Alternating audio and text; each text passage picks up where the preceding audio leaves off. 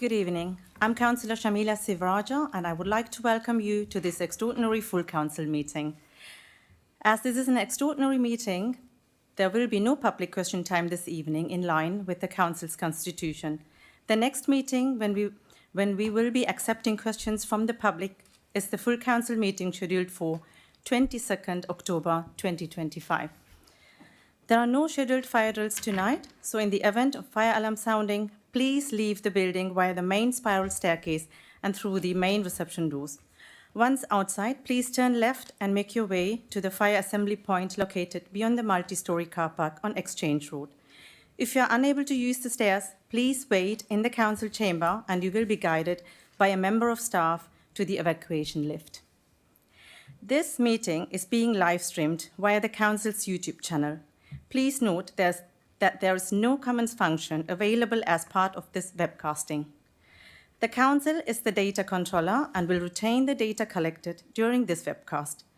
This will be done so in accordance with the Council's published data retention policy. Any member of the public seated in the public gallery should be aware that by entering the chamber, they are consenting to the image being captured by the automated camera system. Recordings will be used for webcasting and/or training purposes.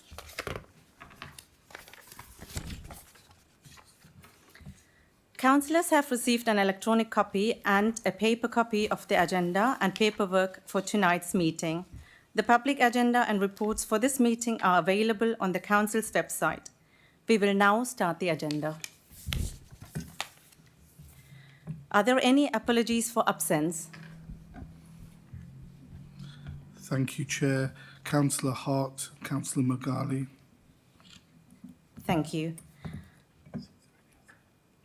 Are there any other apologies for absence?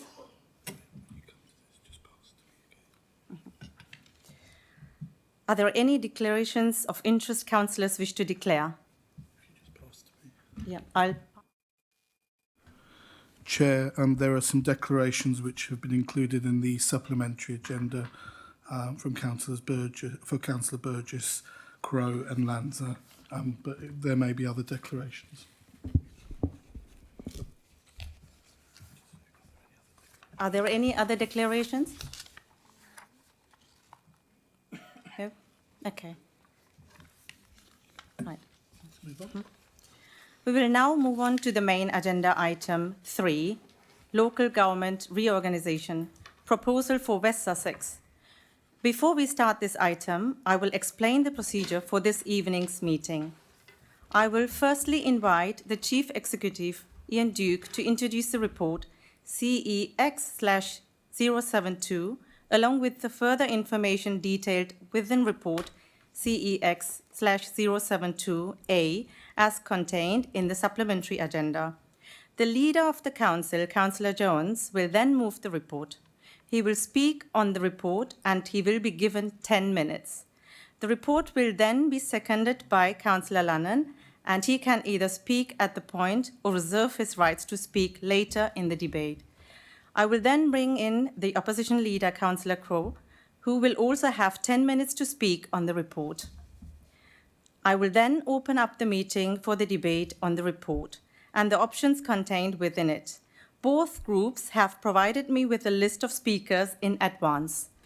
I will try to take them in that order requested, but please do also request in the normal manner. I will then ask if there are any further councillors who wish to speak. All councillors, with the exception of both group leaders, will have 5 minutes each to speak on the item. Unlike standard full council meetings, councillors will also be able to ask questions or seek clarity on any aspect of the report. The Chief Executive will respond. At the conclusion of the debate, I will allow the leader to have his right to reply, where he will have 5 minutes. I will then invite councillors to move and second those options contained within section 6 of the report, which will be voted upon. I intend to hold a single recorded vote, as the council can only submit one option to government. To vote, councillors will simply state which of the moved option they wish to be the council's submission. The option with the most votes will be the option that the full council will recommend to the cabinet. Please note that the full council will not be taking the decision this evening. The decision is an executive one and will be taken by the cabinet at its separate meeting, which will take place later this evening. Having explained the procedure, I will now ask the Chief Executive to present the report to the full council. Ian Duke, please. Thank you, Madam Mayor, and good evening, councillors.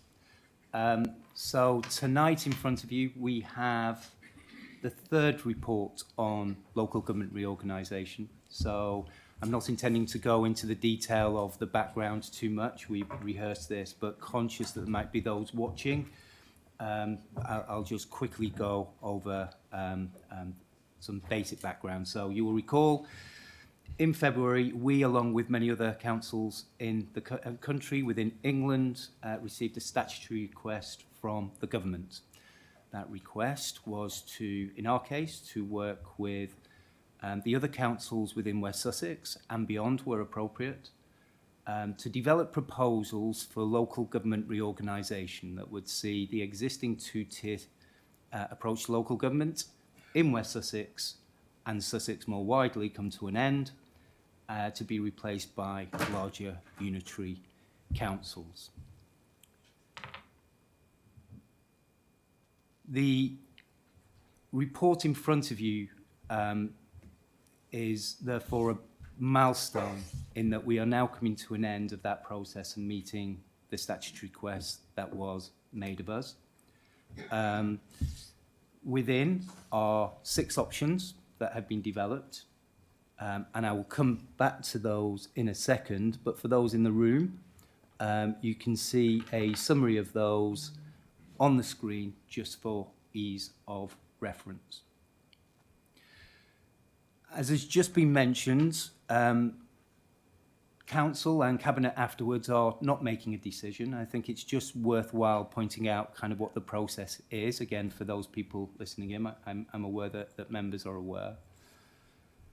But following submission from us and other councils, the government will consider these against the criteria that they have set and against the legislation, and then decide which of those will go forward for consultation, which we expect to take place within the next 3 months or so. The decision is then for the government to make about what model of unitarisation then goes forward, and we anticipate that decision will be made around March of next year, 2026. So that is when the decision will come forward. So as stated, tonight the council is asked to make a recommendation for cabinet to make that proposal, and then we await the government to go through its relevant processes before we hear next year what the outcome of this will be.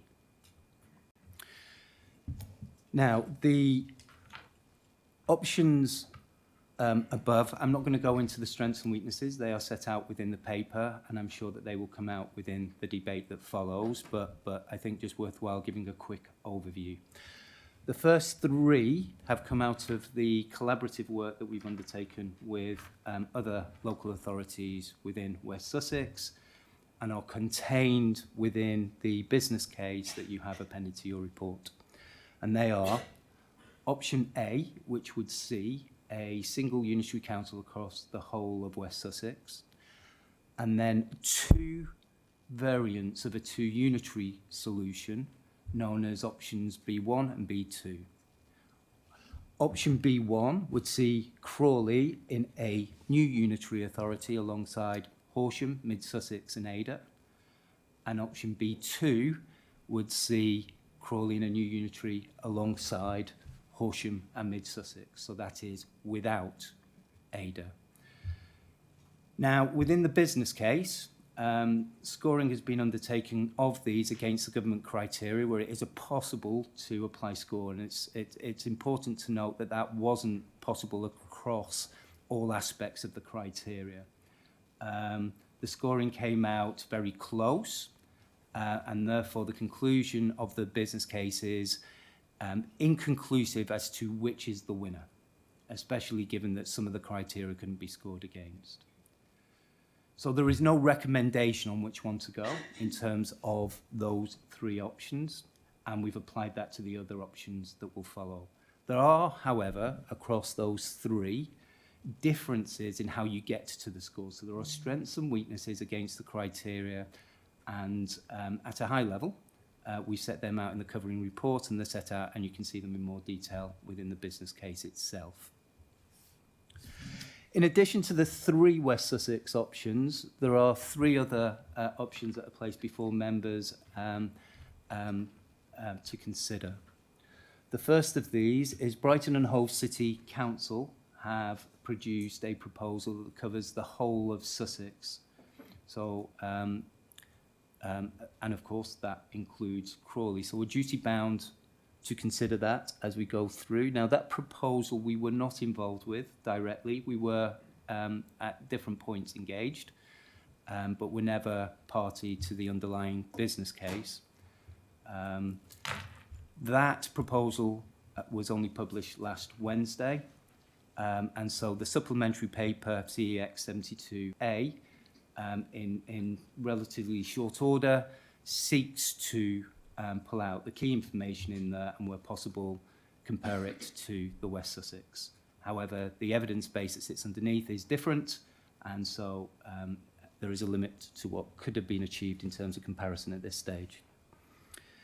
The fifth option is essentially the submission that was previously made by Reigate and Banstead Council that was supported by this council back in May, that would have seen a council that crossed from Crawley into Reigate and Banstead with options to include other aspects of either Surrey or West Sussex, the government did not take through to the consultation phase. The reason it's in here is because that bid was excluded on technical reasons, predominantly, that Reigate and Banstead had in effect made two submissions. So it's in there to say that the council does have the option to submit it, but there are significant barriers about doing so, not least Reigate and Banstead themselves have moved on.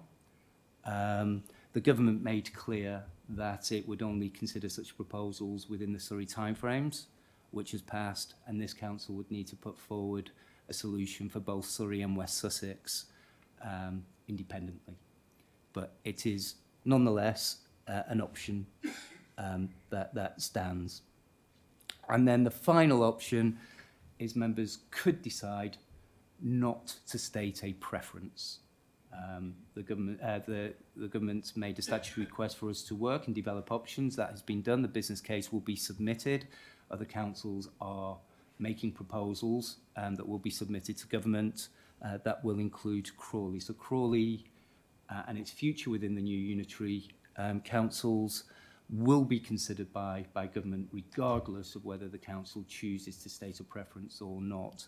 But the ability not to state a preference is also an option for members to consider. So that's all I was going to say at this stage, but if there are questions, happy to take them as we go through the debate. Thank you, Madam Mayor. Thank you, Ian Duke.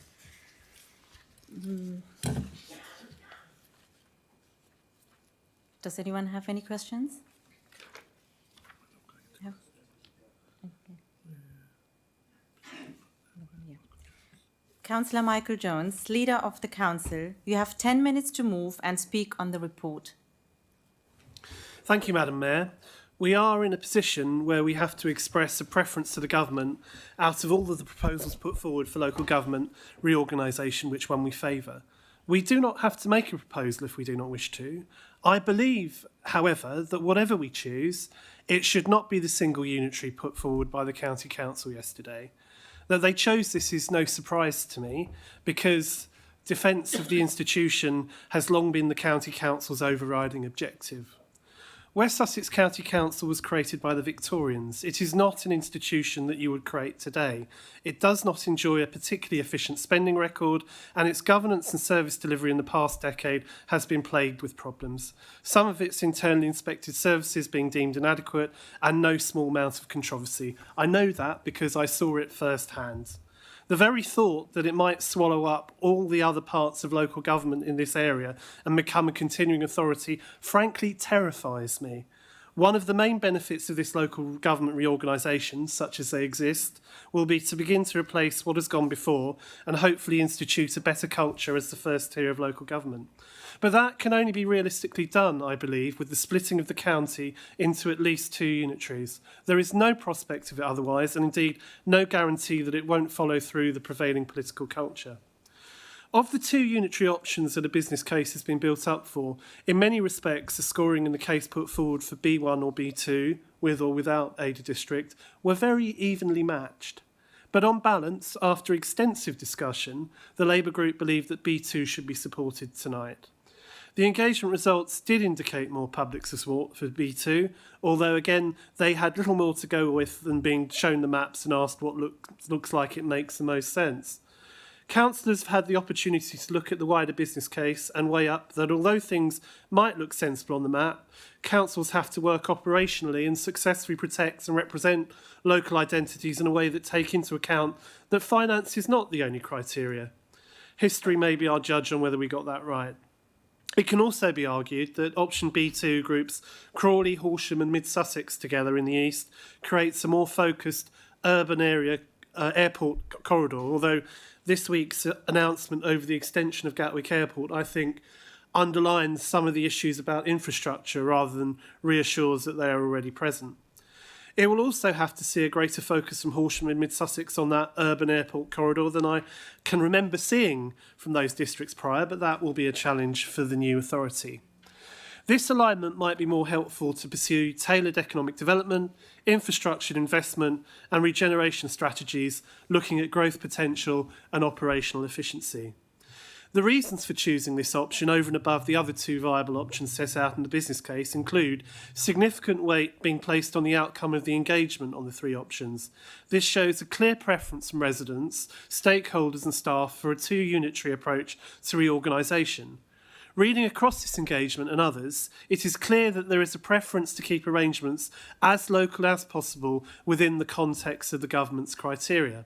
So at least a 2 unitary approach would seem to have the greatest democratic legitimacy as opposed to a single one. There is some geographic and economic logic to keeping together the authorities on the south coast. The South Downs create a natural barrier that splits West Sussex and how it works. Above that line, the economies, travel to work patterns and communication and infrastructure routes tend to work north-south, including into Brighton and Surrey. Below the line, it is east-west, extending into Brighton and Hampshire. The county boundary was never a natural economic area, and it is not now. That's all I intend to say tonight on the merits of this submission, Madam Mayor. We have done everything that the government requested. We have cooperated with our local government colleagues from across the county and investigated different possibilities and provided details of what meets the criteria that they have set. I said at a previous meeting that there was more than an element of Hobson's choice about the options available using the criteria. Yes, given the different income bases and surface usage and the costs associated with that, we have come up with options that are financially sustainable, although perhaps that shouldn't have been such an overwhelming factor in considering the final outcome. What was best for the areas, I feel I have to say it, never felt as high up the priority list as it should have been. And with the pace demanded, there was never the time to step back and raise any of these sorts of concerns. If we're doing it now, I'm afraid the government has no cause to complain. I have to agree with Unison, whose message to the government for some time now has been to sort out fair and adequate funding for local government before reorganising, as many of the problems can't be solved without that. And there is already the observation of the risk, probably true in my opinion, that this reorganisation is going to cost a lot of money, will fail to realise the savings anticipated, and will succeed only in losing some very successful examples of place-based local government and the expression of key identities of some of our current areas. Only time will tell on this, but it will be no satisfaction whatsoever for anyone if that is proved right. But one further prediction I will make, and one that convinces me to support the multiple unitaries options rather than the single unitary one. While the anticipated savings are projected higher for a single unitary, I have even less expectation that they will be delivered in a single one than the lesser figure delivered by the two. The diseconomies of scale of a single county unitary and the institutional inertia of its size and structures make me pessimistic that whatever it might say on the balance sheet, that these would be genuinely achieved. We only have to look at the scale of the County Council's current IT project overspend on Oracle.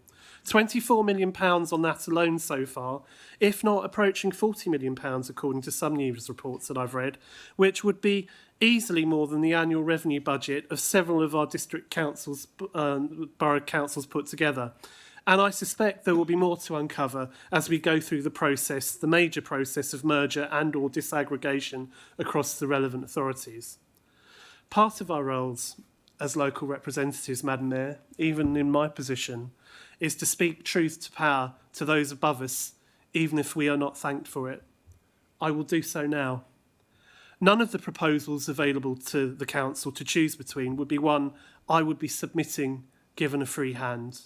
I do not believe they are optimal for Crawley and its future, and as proof, I would point to the town's growth and success over the past 70 years with a council dedicated to its needs. I believe that this council has been left to choose the least worst available option to it. Whilst I am grateful that this government has recognised the strain upon local government and has committed to putting it on a sustainable footing, it has been badly advised on the issue of reorganisation. As the proposals arrive, they will see that the levels of savings achievable are substantially less than set out in those studies that the government accepted without undertaking its own analysis. They will also note that the medium-term financial sustainability of the new unitaries in Sussex is still in question. The only rational conclusion will be that the structure of local government was the least of the sector's problems. This reorganisation agenda has been and will continue to be a huge distraction. When our communities face ever greater strategic challenges, our capacity to respond will be reduced. This will also be true of the new authorities for the first few years. It is my sincere hope that the government's wider devolution and public service reform agendas truly live up to their billing. So, with that said, Madam Mayor, I have introduced the item. There may be others who wish to speak on the merits or otherwise of the different options, and I will listen to their contributions tonight with great interest, and I may wish to respond to some of them. This is a significant moment, if not tinged in a great deal of sadness. Naturally, the Cabinet will listen and take into account what Council members have to say when we meet immediately after the meeting. Thank you. Thank you, Councillor Jones. Councillor Lannan, I believe you are seconding. In doing so, please confirm if you are speaking now for 5 minutes or reserving your right to speak later on the debate. Thank you, Madam Mayor. I'd like to reserve my right to speak later in the debate. Thank you very much. Thank you. Councillor Duncan Crowe, Leader of the Opposition, you have 10 minutes to speak on the report. Councillor Crowe. Thank you very much, Madam Mayor. There was nothing in the Labour manifesto about local government reorganisation, and yet within a few months of taking office, we've had this bombshell. Nobody voted for this, and we have no choice about the abolition of our local authorities. We can only express a preference about our future arrangements, and it will be the government that decides. We need to make the best out of the hand that the government has dealt us, however bad that is.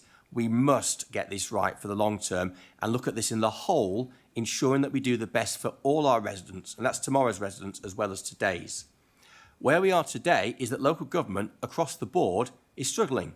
It's struggling with demand for services and it's struggling financially. And the projections are grim. We have an ageing society with growing demands for adult social care, and we also have growing pressures in children's services. And the cost of running all services and maintaining public highways and assets has soared. Adults and children's services are the two largest and costly services currently provided by West Sussex County Council, which, as the upper tier authority, provides 80% of our local government services. While we here at Crawley Borough Council don't provide those services, we must be mindful of them, as these are vital services for our most vulnerable residents. We also have our own major pressures with housing and temporary accommodation costs. And given the government announcement that they've approved a second runway at Gatwick, it means there's every chance that our housing pressures and homelessness could get worse, creating further financial pressure for us. Now, I mean absolutely no disrespect to anyone here when I say that most councillors here at Crawley Borough Council will not have a comparable amount of understanding to county councillors of the services that are provided by the county council, which I remind everyone is 80% of the services. If we go to 2 unitary councils instead of 1, it will mean that all county council services will have to be split into 2. The splitting up of all these services, known as disaggregation, will be hugely disruptive and it will be hugely expensive. And we cannot just paper over that disruption. Under good leadership, which we don't have here, quite frankly, the County Council has worked very hard to improve key services like adult social care and children's services. And Councillor Jones mentioned reports. Well, they're all pretty good now. Thank you very much. The disruption caused by creating both of these, or splitting both of these services into 2, risks very negative outcomes for some of our most vulnerable people in our communities. And I'm not prepared to vote for that, just so that we can have an extra 44 more councillors across West Sussex who can tell people why their existence will mean bigger service cuts and higher council tax. But of course, it's not just the disruption of splitting up services that creates risks to our residents, it's also the finances. And this is absolutely fundamental. And if any Labour members argue that money is not important, they could not be more wrong. All the good services that we want to provide for our residents require money. And those of us in local government who are financially literate will know that. Is everyone here literate? Well, we will see. This is the business case, which is jointly produced by the County Council and the 7 district and borough councils in West Sussex, including Crawley Borough Council. Indeed, the council's logo is here at the bottom of the page, on the front page. Although for a change, I see that Councillor Jones hasn't managed to muscle in and get himself a grinning photo on the front page. Never mind. But I really hope that everyone here tonight has read this business case, because if you have, then you will be informed, and you should reach the conclusion that I have, in that while a single unitary council is not perfect, it is significantly better than the 2 unitary option for West Sussex, whichever one you look at. But there is someone else who'll be reading the business case, and that's the people who make the decision. That's the government. And not only will the government see the clear and compelling case, they will also be aware of the dire financial situation in local government in West Sussex. We have Labour-run Worthing Borough Council that's already in special measures, and Worthing's present will be all of our futures under a 2 unitary option, where we will have to make a huge amount of cuts to services and charge our hard-pressed local council taxpayers even more. If the County Council, 80% of our services, they already have financial pressures right now. They've got a projected overspend of £17.6 million for this financial year, and they've got an even bigger budget gap for next year. They also have the dedicated schools grant, which is a debt. It's a shortfall of government funding for schools, and that's forecast to grow by £70 million this year to take that debt to £193 million. But there's another blow coming to us here in West Sussex. Who's heard of the so-called fairer funding? Well, if you haven't, then you really need to be aware, because this is the redistribution of funding from wealthier parts of the country, like West Sussex, to the north and the Midlands, those Labour heartlands. And the County Council currently believes this will cost them a funding reduction of about £30 million a year. And now you're aware of all this, why would any of you vote for a 2 unitary option when the business case says it would cost £30 million more every year to run than a single unitary council? The government have made it clear there's going to be no new money to fund the transition. All the setup costs have to be met locally, and that includes the costs of if the county council has to be split into 2, those disaggregation costs. And this means the cost of setting up the new councils in West Sussex will be paid for in West Sussex. There are huge upfront costs, and they'll be even larger if you have to split up the county council into 2. Members need to look at page 45 and 46 in the business case. For single unitary, it costs almost £60 million to set up and will deliver annual net benefits of around 49 million, while the 2 unitary option costs almost 65 million to set up, with annual net benefits of only 19 million. So those costs will be recouped in year 3 for a single unitary, so that's by 2031, but for 2 unitaries, it'll be year 7 before those upfront costs are clawed back. So that's 2035, a whole 10 years from right now, before any cost savings from local government reform in West Sussex can be realised. Does anybody in this room honestly believe that local government can survive in West Sussex for another 10 years before a penny is saved from local government reform? So when it comes to local government reorganisation, Councillor Jones, well, he reminds me of the Grand Old Duke of York. He's already led his group up the hill once, and that hill was Reigate Hill. And then he had to march his group back down again because his own Labour government made his entire group look foolish by throwing out his Reigate fantasy. And in doing so, they also managed to upset quite a lot of people in Crawley in the process. And now, same leader who was wrong about Reigate is telling you he is right about having 2 unitaries instead of the logical one. And I say to the Labour group, don't be made to look foolish twice. If you follow my lead, which has already been shown to be correct once by your Labour government, I can save you all from having to endure all that embarrassment yet again. So don't be led up the hill and then back down again. When you look at the 6 criteria that the government are going to use to decide what option we have, they will give the most priority to financial sustainability and the provision of the best possible services. Local arrangements like local planning committees and area committees will happen under either option. So if you argue for 2 councils instead of 1, you will be arguing for big cuts to services and huge council tax hikes. And if that does happen, by the government making a bad decision, big cuts will happen regardless of who run those councils. And when those drastic cuts happen, and it could be something like Broadfield Library having to be shut down, that will be on you. And that will be your legacy from the vote tonight. So I will be proposing option A, and I urge all members here to support it. Thank you, Madam Mayor. I will now open up the debate to the floor. Please indicate in the normal fashion if you wish to speak during the debate. Please press to request to speak.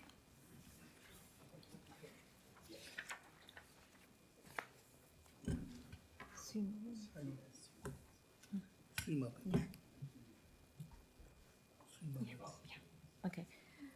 Councillor Sue Mullins. Thank you very much, Madam Mayor. Well, you know, your speeches, Mr. Duncan Crowe, get more and more interesting every time. And this is actually a really serious time that we're here today for a really serious reason. We're here to talk about the future of Crawley, not to sit here making silly quips and silly jokes.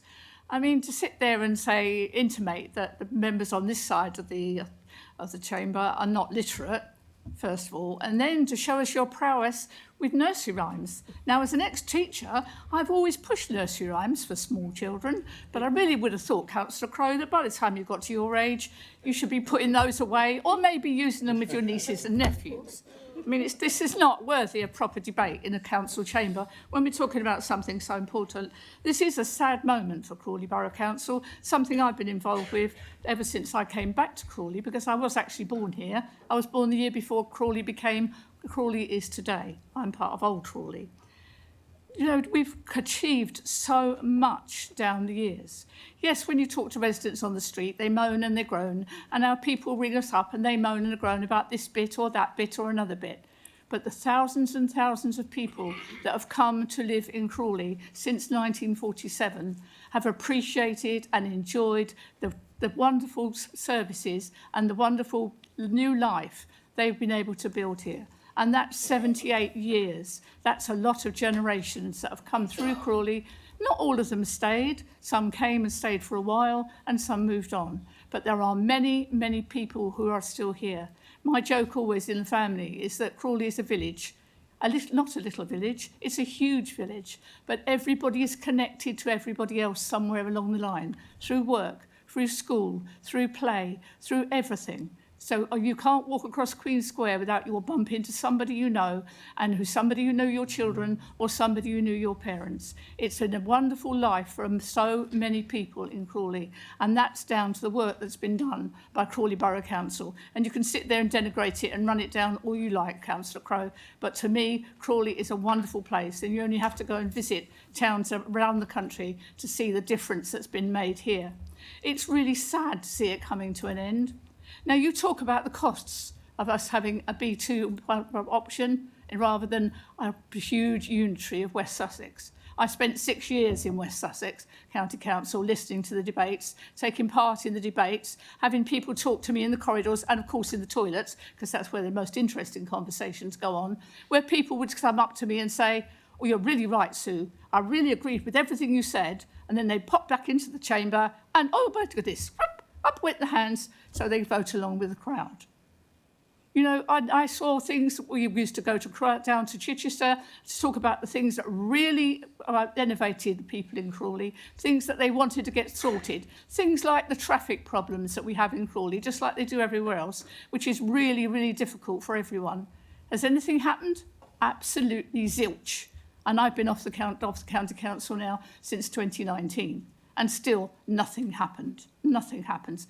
And, you know, you can boast all you like about what happens down there, but I remember that your children's services were really in the doldrums, really on special measures. So was your social care, and I'm not sure it's much better now.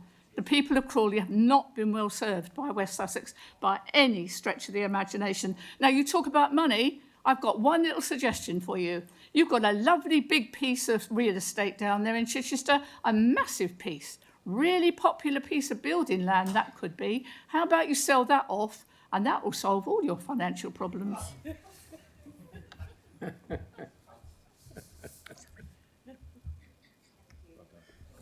Councillor Jagat. Councillor Jagat, please. Thank you. So this evening we're going to hear a lot about what is best for the residents of Crawley. That is, as it should be. But Crawley Borough Council will be disbanded and a new council will be established, whatever we say. The main argument being made against a single unitary authority is the potential for decision-making to become too remote from the local people, that a smaller two-unitary plan is more democratic and accessible. But realistically, how many residents visit the town hall regularly? How many come to watch our committee meetings and our full council meetings? Nowadays, all meetings are live streamed. Residents can watch councillors in action from the comfort of their own homes, wherever the meeting is actually being held. They can email or phone us or use various online portals to report concerns and issues, but very few people come here in person. Going forward, residents will still be able to vote for their neighbourhood councillor. We will still be able to contact residents if there's a problem, meet them locally in their neighbourhood just as we do now. So the reasons of distance or remoteness just do not stack up. Then what is the case for just one West Sussex authority? When compared to the two smaller councils, a single unitary offer many advantages: improved financial strength, economies of scale and wider strategic planning. A single large council will reduce duplication and therefore lower cost. A single West Sussex unitary could save £30 million more annually than the 2-year option. The business case and financial information was not available at the time of the public engagement. Residents were not able to base any preferences or decisions because they did not have the financial and business information. So a single large authority would be better equipped to absorb financial shocks and rising costs, especially the areas like adult care and children's services. The breaking up of these vital services into smaller councils would add confusion for residents, double up on administration and increase costs dramatically. A larger authority would also be able to secure more favourable deals from suppliers, again reducing costs. And a single council will provide a unified voice for the whole of West Sussex, a historic, well-known county that is especially relevant when dealing with central government. Name recognition, West Sussex, is very powerful. We can all agree this is a time for change, which is disruptive. A single unitary authority would allow for a smoother transition.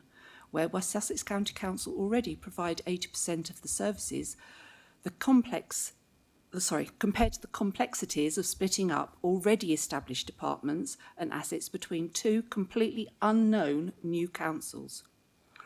So what is best for the residents of Crawley is a cheaper, more efficient, smoother county-wide service.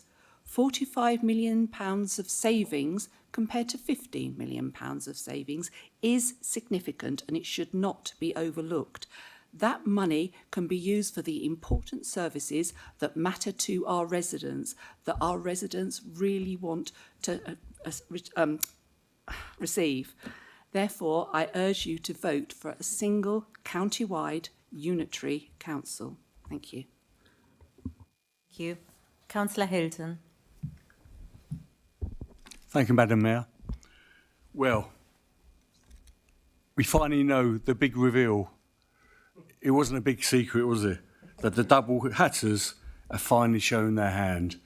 And to paraphrase Mrs. Merton, I would ask the Cabinet members, what really attracted you about the single unitary option? But it's not a surprise, is it? And as much as they've been very even-handed, it's always been in the background. It's like we've had previous meetings, it's been like the opponent earwig into the team talk before the game. We knew it was going to happen, and we're not surprised. But it is disappointing in that I think 5 out of 6, possibly all 7 of the district and boroughs will go for the 2 unitary option. And that shows, A, the strength of feeling amongst them, and also their real concerns about what a single unitary will mean to the county and local government serving the local community. The consultation is pretty clear. The people engagement, the consultation, no private polls this time like there was on a previous option, no asking what the people have already bid separately, show that the support, the people out there, the community, do not want it. And although there's not much difference in the modelling, not much difference in the financial modelling, I think people's perception is really, really important. And why not in the single unity? It's too big. You know, we've had chat about 300,000 people to 500,000. It's 900,000. It's too remote. As much as I like going to Chichester for the day, and I used to do it quite often as a county councillor, it's a nice leafy market city with a lovely cathedral, but it's 40 miles away. And I always got the impression, since the early days of the new town, and I've read quite a lot about this, backed people from both sides, Norman Longley, Ivan Clow, Alf Pegler, we had to really fight for everything in Crawley which we wanted to achieve. And I've represented Crawley County Hall, and has always struggled to make your voice heard amongst the Knights of the Realm, when I was there, the colonels, the captains. They didn't quite, I always got the perception that they saw us as a bit of a nuisance in the north, not representing their interests. And when people talk about the county, not because of distance, not because it's too remote, it's also about service delivery. And you know, it's about the lack of school spaces in key areas as in growing neighbourhoods. It's there was figures last year, and I know it's improved now, 3% of ECHPs weren't completed within the statutory 20-week target. There's been problems with potholes, as we know. And you just look outside now, there's vacant development sites which have been left barren. You know, no investment in the town now. So, despite all that,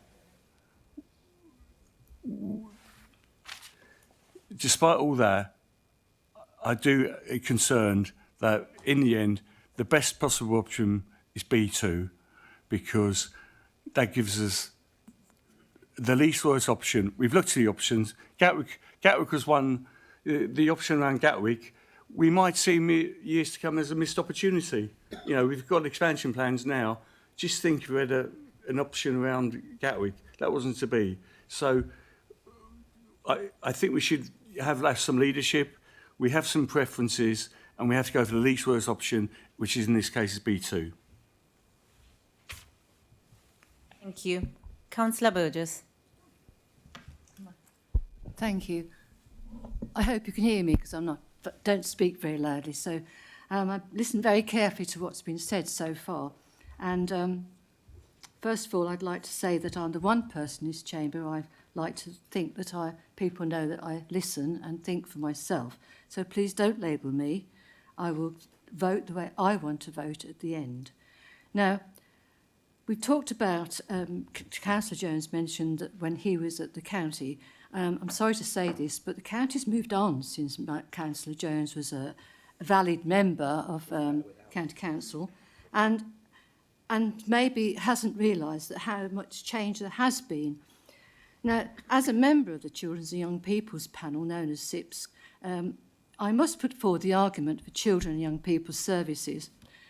West Sussex has worked really hard over the last few years to improve this service, which was, I agree, sadly lacking. And it's been turned around in an amazing way. The voice, thanks to the cabinet member and her amazing team. She's done a wonderful job. They've put the voice of the young person is now paramount. And ongoing work is improving this really important service. And this includes work with children known as those with special educational needs and disability, known as SEND. And this is a part of the children that is so important because a lot of children are coming forward now with the needs, more needs than they had in the past, probably due to COVID, we don't know.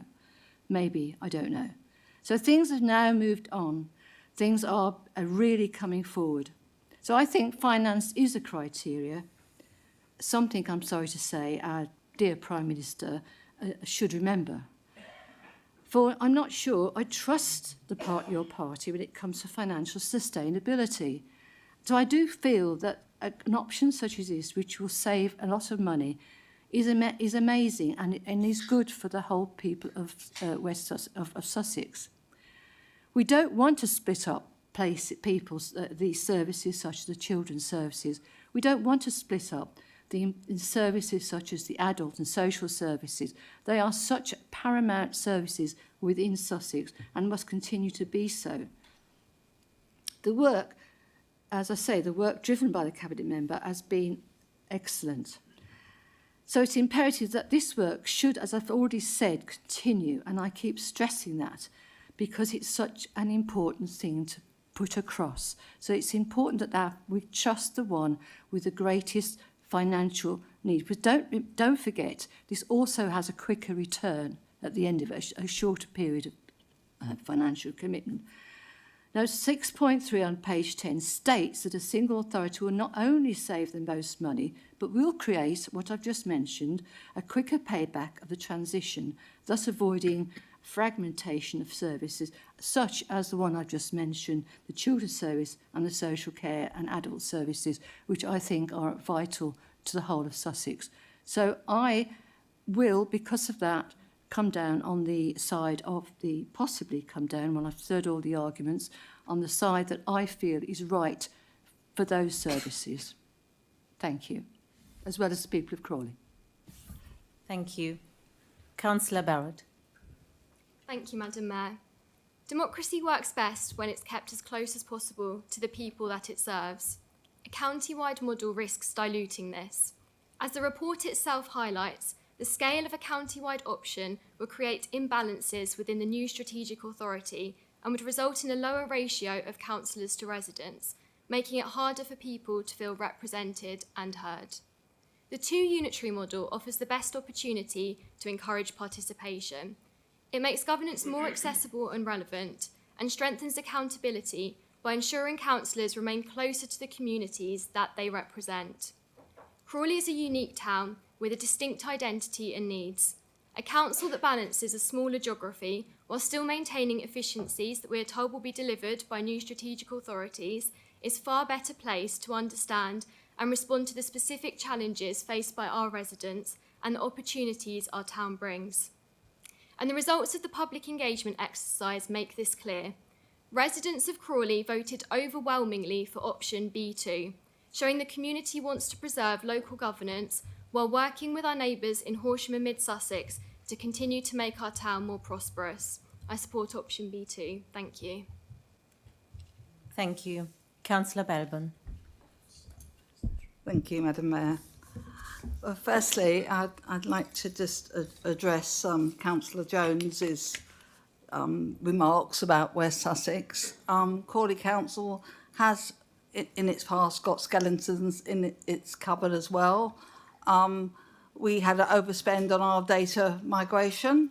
That was way over budget.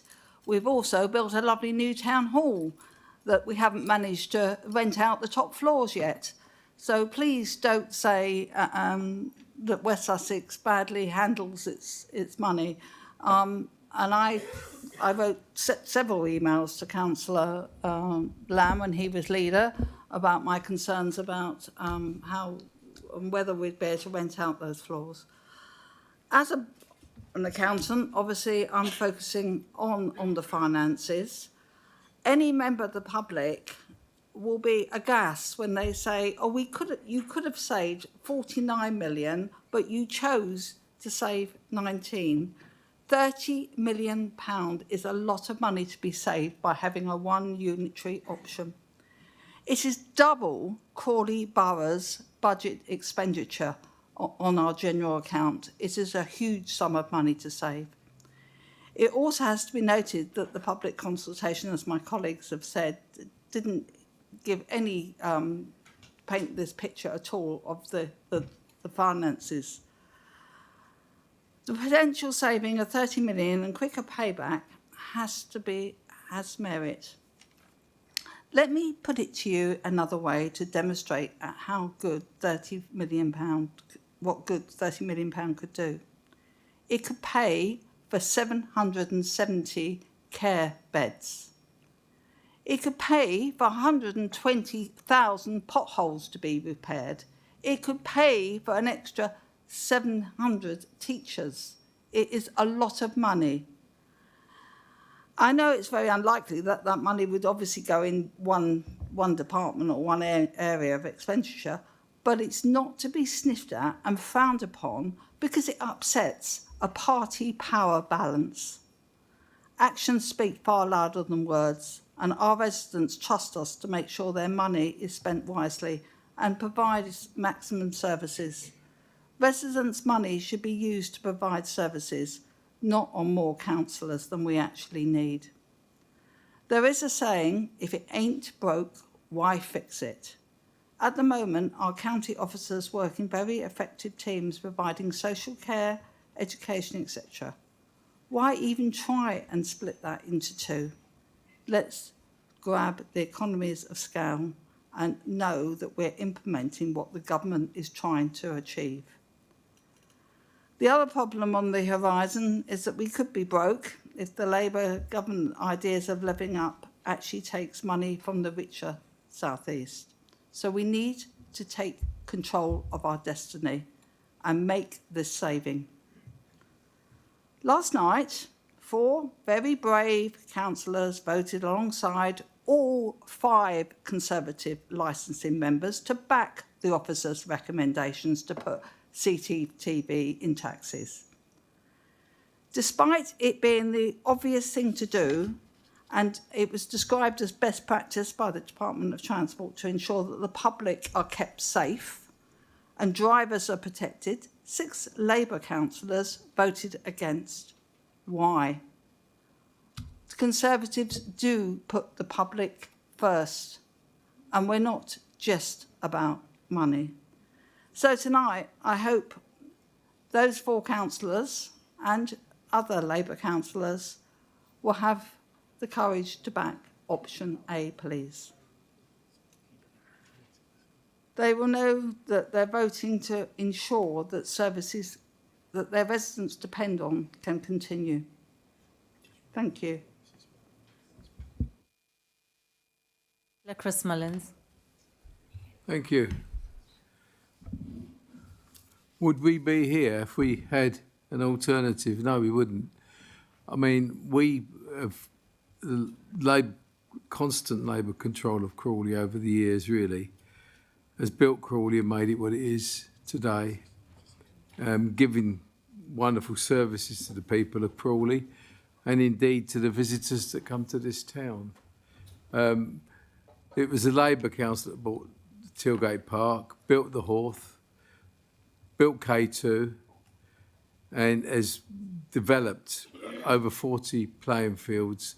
The town is very much an identity for the people. It belongs to the people of Crawley, and Crawley's money has been spent on those things, not money that we got from West Sussex County Council or anywhere else, money that we were, through good financial organisation, were able to build, allowed us to build these services and facilities for people. Our wonderful Tilgate Park is renowned and is in the top 10 of TripAdvisor. I sit here tonight worrying the life out of myself about what is going to happen to Crawley. And I want to vote for an option that contains the problem as much as possible, although I don't want any of it at all. I would sooner stay as we are. But we're stuck with it. Do I want to see what would be effectively a takeover by West Sussex County Council? Because that's what's being proposed from the opposition tonight. And I have to look around this town in all the years that I've been on this council, going back to 1983. And in all those years, most of the residents have never really understood the county council and how it fits into the system here. And they think that the local councillors that they represent and that they know should be able to do everything. Of course we can't, and we've had to pass problems on to the county representatives. Do I know anything about the county council? Well, I was a county councillor from 2000 to 2009. 9 years I was down there, and I did understand a very great deal about how it operated. And we, as a minority Labour group, never really got a look in on anything very much down there at all. We were shut out. Even when we put motions in, the Conservative-led cabinet always amended the life out of them. And we ended up with compromise motions that was very controlled as well by that establishment down there. I look back on those times and think, was there any respect for Crawley, or what was their relationship with Crawley really all about? And I came to the conclusion a long, long time ago that they were interested in the finances that came through Crawley, because we had the industrial estate, because we had the airport, and because we were relatively a wealthy town, even though 80% of our tax take went to the county council, the police and the fire brigade. That's where the money went, the bulk of it. And we managed, with what was left, to do amazing things in Crawley, and things that we're really proud of and still proud of. I sit here today in fear of what might happen to those facilities that are owned by Crawley people, paid for by Crawley people. I don't want to put myself into the hands of Shire County Tories or even Reform, who might well just want to start flogging things off, looking at things for the limited capital value which would be spent and gone. And that's a great danger for Crawley if we go down this road. Of the options we got here, we've got to go for B2 because it's the most contained one. It's the one that most people in Crawley will start to understand, and I would support double hatting of representatives to the new unitary and actually the town council representatives. I think that would be a good way of linking both the unitary and the town council together and giving us a good feel, And okay, I've got to stop, I think. But look, at the end of the day, we've got to work for the people of Crawley. Keep the democracy as close to the people as Crawley as possible. And that's what really we've got to do. Thank you. Councillor Imtiaz Khan. Thank you, Madam Mayor. I don't have a speech prepared. I'm just going to be responding to the comments that I've heard from both sides in regards to my vote. We are where we are. We all, no one in this room has made this decision. The government has made this decision, and we have to deal with the best option that we can in the current situation. Why has the government gone down this route? It's trying to look for financial efficiencies, it's trying to look for service efficiencies, and it's trying to reduce bureaucracy and get things done. That's basically the bottom line. And based on that, and that alone, and looking at all the options available, the single unitary does actually look that it's going to achieve all those goals. And it's for that reason that I will be voting for the single unitary. Thank you. Thank you. Councillor Kiran Khan. Hello, everyone. This local government reorganisation has been a rollercoaster, and I've spent a long time agonising on what I think is the best future for Crawley and the best options for Crawley. And I'm glad that we have finally been presented with plans, and we finally know which options we can present and we can support.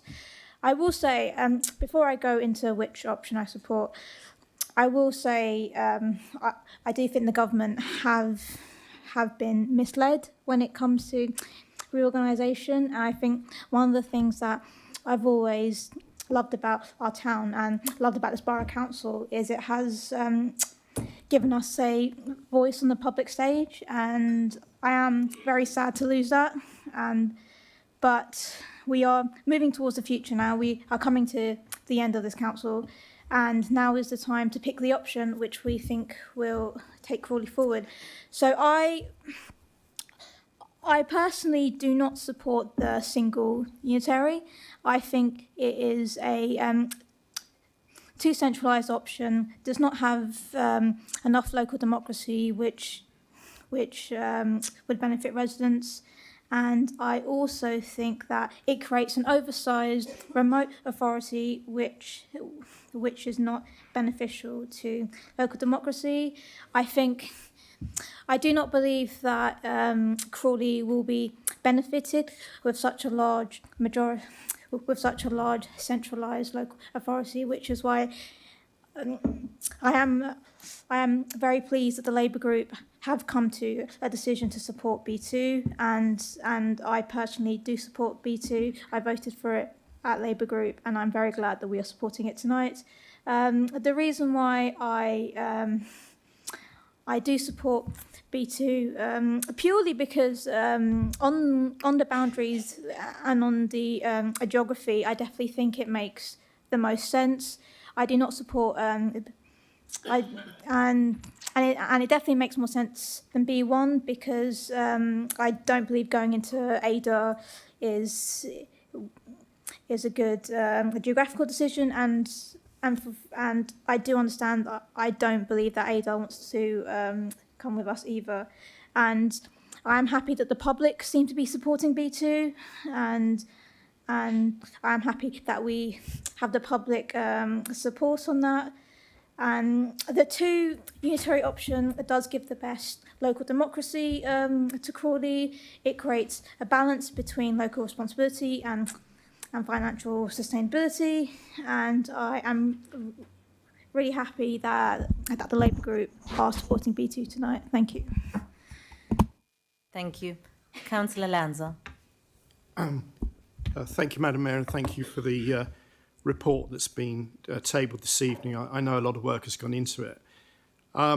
Just commenting first of all on some remarks by Councillor Sue Mullins. I think she really touched quite importantly on heritage and track record, and I made the same point myself at the Governance Committee, that there's bound to be some tinge of sadness amongst councillors, past, present, staff, past and present, about the dissolution of Crawley Borough Council. And no council can be error-free throughout its existence, whether it be West Sussex or Crawley Borough. But there will come a time when we need to recognise the important societal contribution of the council over many years. I slightly think that Councillor Chris Mullins gets a bit too close to crossing a line in almost suggesting or appearing to suggest that Crawley was substantially built by politicians, particularly Labour politicians. I think it's a kind of disservice to Crawley residents. There are many residents and contributors to the growth and prosperity of Crawley who have never been councillors and would never wish to be councillors. I'd also draw out that throughout its history, pretty much the councillors had Conservative representation and at times Liberal representation and even occasionally independent representation. And it would be a mistake to suggest that everyone who wasn't a Labour councillor made no contribution and that only Labour councillors had brains the size of elephants. I don't think that's the case. Councillor Hilton, I remember the interview, the Mrs. Merton interview. I think Chris Akabusi was there at that one. It was a classic scene. I like to assure him that our motivation, to partly quote what we hear from your side, is to, from our point of view, act in what is the best interests of Crawley and its people. I'd also point out that when it comes to the building of assets, the Horth, which Councillor Chris Mullins mentioned, was only made possible by Conservative votes. The Labour Party did not have a majority of its own members in the chamber to push forward with the Horth. Look, the finance does matter, and I think members opposite downplay it at their peril. £30 million savings per annum is significantly greater than Crawley Borough Council's entire revenue budget. It is materially significant, and the notion of a payback period ending in 2031 as compared to 2035 with the 2 unitary option is a really significant difference. Without finance, there are no services, there are no assets to run, there is no labour group, so there's an upside. Well, yeah. But you know, at the end of the day, finance matters. It really, really does. And please don't downplay it. I think the point about the consultation, it wasn't a consultation that we had, it was an engagement. It's the government that will conduct a consultation. Now, the engagement with Crawley people, they had not seen what we have seen today, which is fully formed business case, which has only recently been published. They've not seen the possibility of an increased council tax preset. They hadn't seen the financial implications in terms of revenue. They had not seen the enormous risk associated with splitting, in particular, two people-centred services, adult services and children's services, both of which have been substantially improved. In terms of the will of the people, I point out that as recently as 2021, despite all your articulating of criticism of West Sussex County Council, Crawley returned a majority of Conservative West Sussex County councillors. A few years previously, it returned 7 Conservative West Sussex County councillors for Crawley against 2 Labour. And I don't want to make too much of it, but Councillor Jones is particularly articulate in his criticism of West Sussex County Council. But in May 2021, I'm not sure that cut through because he himself was defeated by a Conservative West Sussex County Council candidate. Trust the people. Oh, by the way, that's a quote from Tony Benn. Trust the people. So, you know, at the end of the day, and I want to come on to investment as well, because Councillor Hilton pointed to vacant development sites and the like. But I'll remind him that the Crawley Growth Programme, which is a partnership with West Sussex County Council, Gatwick Airport, the former local enterprise partnership, etc., is the most successful and complete growth programme in all of the county. And so that's where Crawley has been given clear priority. There's a marvellous photograph of 2 former leaders almost shaking hands to cut the deal for the Crawley Growth Programme, Louise Goldsmith and Peter Lamb. It's really one for the album. But it wasn't just symbolic. It's a programme that demonstrates the county's commitment to Crawley. Thank you. Councillor Ashraf. Thank you, Madam Mayor. I strongly believe option B2 offers the best balance between efficiency, local identity, and democratic accountability. By creating two unitary councils with Crawley joining Horsham and Mid Sussex, this model reflects the strong social and economic links between our communities and aligns with established travel to work patterns. It avoids the risk of a single overly large authority where Crawley's urban priorities could be overshadowed by rural and coastal concerns. Crucially, residents, staff, and stakeholders have shown clear support for this option. 63% of the public, 64% of staff, and 52% of stakeholders across West Sussex preferred B2 over other models. For Crawley specifically, the support is even stronger, with 83% of residents favouring this option. By choosing B2, we would be responding directly to the wishes of our community while ensuring a more localised, effective, and representative unity authority. Thank you. Thank you. Councillor Irvine. Thank you, Madam Mayor. It surprises me a little bit tonight that, considering that we're only making a recommendation, we're not actually taking a decision. That's for the government. That some of the speeches have become a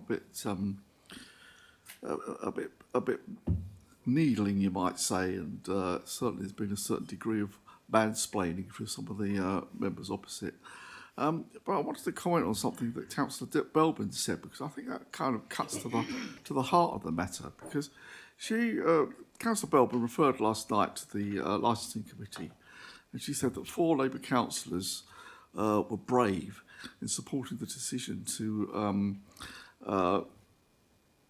make it mandatory for taxi drivers to install CCTV into their taxi cabs. I was one of those 4 Labour councillors, and I didn't feel particularly brave. I just felt that I was doing the job I was asked to do, which is to go to the planning committee without a party whip, without a predetermined line, and make up my own mind on the evidence in front of me, as we do with the planning committee. And in all the years I sat on the planning committee for 20 odd years, I was never pressured to, well, I might have been pressured by an applicant, but I was never pressured by a member of the planning committee or the council to vote in a particular way. That's certainly not happened on the licensing committee. And I make that point because, in actual fact, that is what you would call good governance. The fact that councillors are able to go to committees and make up their mind on their own evidence and be free to vote with councillors of other parties to get to the right decision without having to be made to feel that they're being particularly brave or that they're doing something that's outstandingly courageous. And I think one of the concerns is that when an organisation gets bigger and bigger and delivery becomes more and more important, perhaps that philosophy that there is value in councillors being able to make up their own minds, that gets lost a little bit. And that's one of the nagging doubts I have about the creation of a single unitary for West Sussex, that somehow the basic democratic rights of councillors might be lost in a greater scheme of power, influence and getting the job done. Thank you. Thank you. Councillor Lunnan. Thank you, Madam Mayor. Over the past decade, we've seen significant development on our borders in Crawley. We've had Kenwood Vale, Woodgate, Heathywood by Copthorne, and we've soon to come, probably, west of Ivehold and Crabbett Park, adding tens of thousands of homes onto what is in effect a greater Crawley, but without the existing residents of Crawley having a direct say on their development. So I've personally long been calling for a review of our borders locally. And I do think that simplifying our local government will hopefully provide some financial efficiencies. So overall, I've been very welcoming of the government's local government reorganisation, not necessarily like everybody here. However, personally, I do disagree with the limits on the size of what the government have put forward. I've said repeatedly that in my mind, the best option for Crawley going forward is a small unitary with Crawley as the focus. This will enable decision-making that's impact Crawley to be made with Crawley front and centre and our voice heard. The process the leaders across West Sussex have followed to get here, to get a baseline from which we can all make our decisions, should be applauded. It's not every day that we get leaders and chief execs from different political parties, not the chief execs obviously, actually coming to a broad agreement and consensus. So I think it really is worth highlighting that there's been a lot of good work done by individuals behind the scenes to get us to the point where we are today, especially in West Sussex. And one of the reasons I highlight this is, and I don't think anybody else has spoken about them yet, to contrast it with the approach from Brighton and Hove. And I'm only going to speak about them briefly because that's frankly all their recommendations deserve. I applaud their ambition in trying to create a more equal and even split of the population, but the way they've gone about it is anything but consensual, and announcing it a week before we have to make the decision is poor.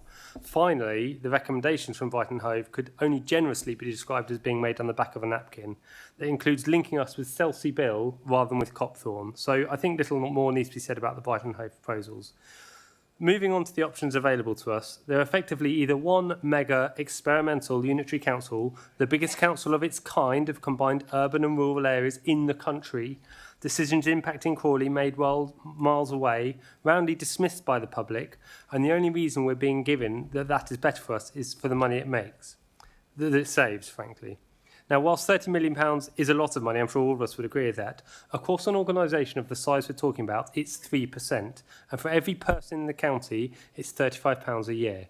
We are not talking that it's going to strategically change the finances of either the single mega unitary or the two unitaries that we've been talking about, all of which save money against the current models. And I want to make this a further case to this and brace yourself for this concept, but bigger is not always better.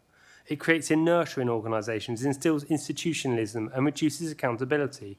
Of course, it doesn't matter to those opposite that there'll be less democracy, as Councillor Barrett so eloquently put, and less accountability, and that there'll be less opportunity for Crawley residents to have their say.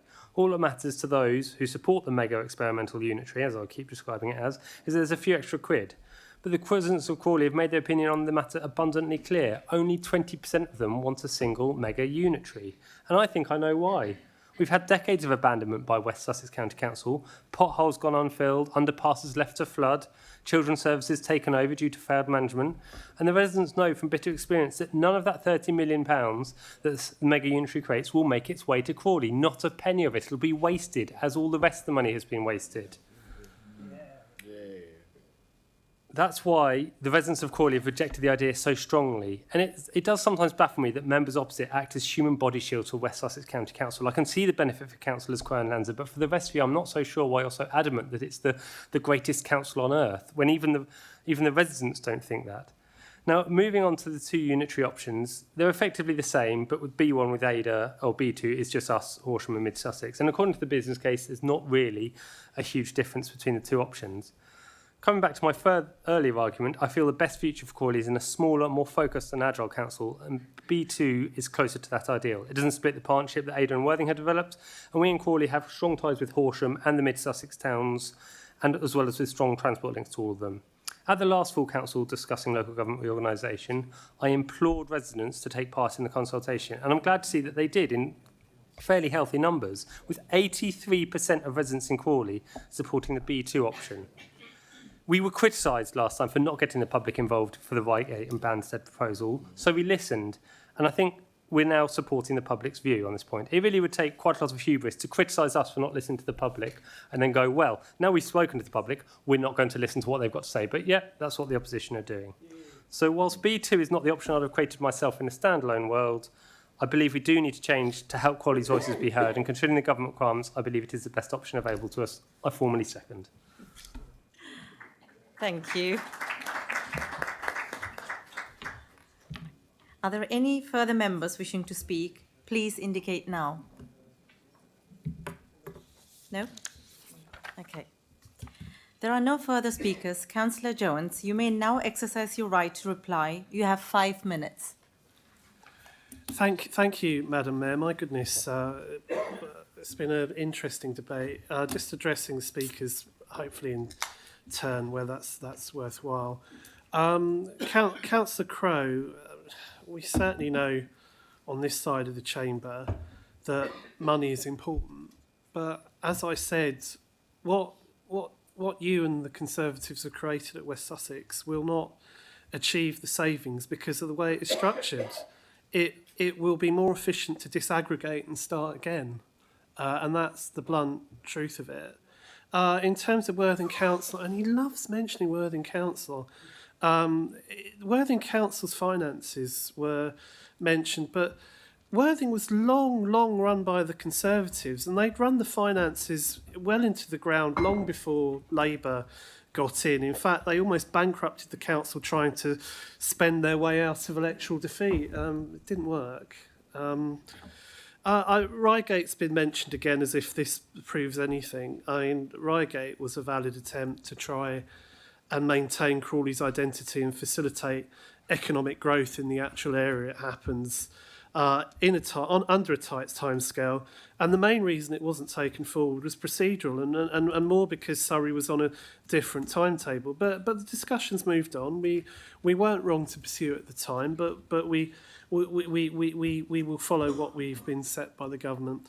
For Crawley to be swallowed even further by Councillor Crow's colleagues, let's call them at County Hall, than it already is, doesn't bear thinking about, and plenty on this side know its workings better than he's represented tonight. Councillor Jaccard, it will be more democratic and accessible with more councillors. There still won't be that many with 2 unitaries, and there are real issues with too few running the services and ensuring residents' complaints and community needs and representation are met.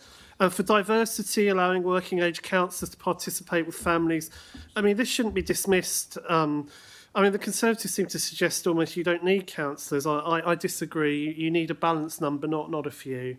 And it will work badly if there are too few. I mean, what the Conservatives haven't dwelled on tonight, and Councillor London has mentioned it admirably, is in their zeal to save the county council, is that this was overwhelmingly rejected by residents in the public survey, in the public engagement, especially in Crawley, which is where they're meant to be representing after all, particularly at the borough. I mean, stakeholders, industry, all supported 2 unitaries by a large majority. Now, Councillor Burgess, whether there's been improvement at West Sussex County Council, and I understand why you want to defend your colleagues, it doesn't address the fundamental shortcomings of the institution. Now, if I have to repeat myself, I mentioned one with the IT Oracle overspend, £40 million, and when it came up in a meeting, their leader, Paul Marshall, accused me of making a cheap shot. I mean, if only it were that cheap, I might have agreed with him. I mean, for what it's worth, the single population size of a single county unitary of 900,000, was what this would be, is well over what the government say it will accept. They don't want these mammoth councils. They already have too many issues with the ones that already exist. So Councillor Chris Mullins, in many ways the father of the council, really, is, in his heartfelt speech, you rightly list our achievements at CBC, our focus on Crawley, our pride. Uncertainty is not a great position to be in, but we continue to do our duty while we still can. And the closest way to keep that democracy that you mentioned, Councillor Mullins, is with option B2. Councillor Lanza, the sort of same old attempt from the Conservative group to bandy about numbers.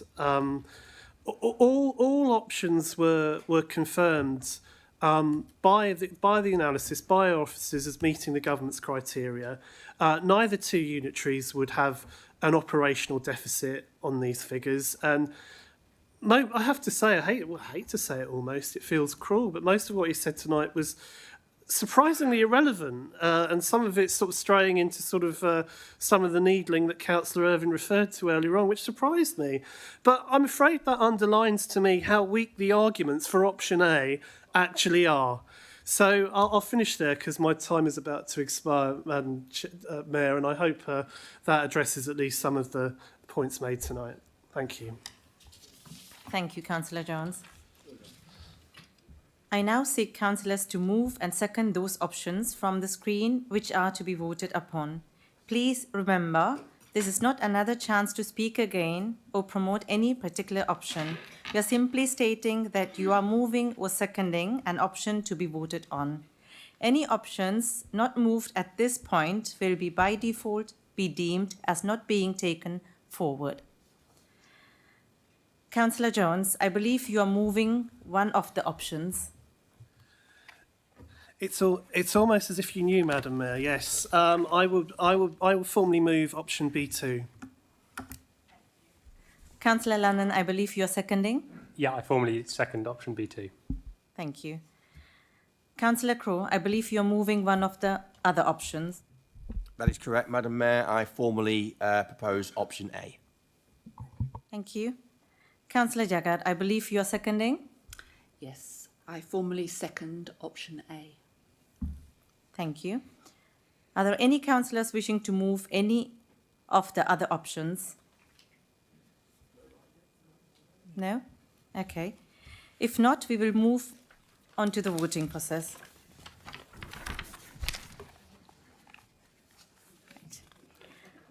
As mentioned earlier, I will be calling for a recorded vote. Councillors will simply be voting on which of the two options just moved they wish to be the Council's submission on local government reorganisation for West Sussex. I'm going to pass the voting process over to the Democracy and Data Manager to conduct the voting process on my behalf. Thank you. So just for clarification purposes, councillors, this is a recorded vote, so I invite you to vote. Please state which of the options which are shown on the screen and that have been moved, i.e. either option A, a single unitary for West Sussex, or option B, a two unitary for West Sussex, Crawley, Horsham and Mid Sussex. We will now start the vote. Councillor Abu Musa.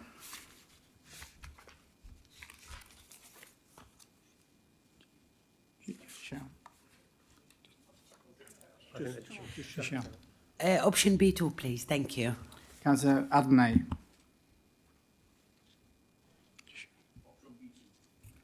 Councillor Ashraf. Councillor Ayling. Councillor Barrett. Councillor Belbin. Councillor Bidwell. Councillor Burgess. Councillor Burke. Councillor Bushnell. Councillor Cheriton. Councillor Crowe. Councillor Hellier. Councillor Hilton. Councillor Irvine. Councillor Jaggard. Councillor Jahans. Councillor Jones. Councillor Imtiaz Khan. Councillor Kieran Khan. Councillor Yasmin Khan. Councillor Lanza. Councillor Lunnan. Councillor Chris Mullins. Councillor Sue Mullins. Councillor Nawaz. Councillor Noyce. Councillor Patel. Councillor Pritchard.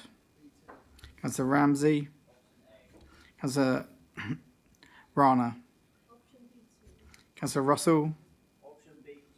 Councillor Sivaraja. And finally, Councillor Yanni.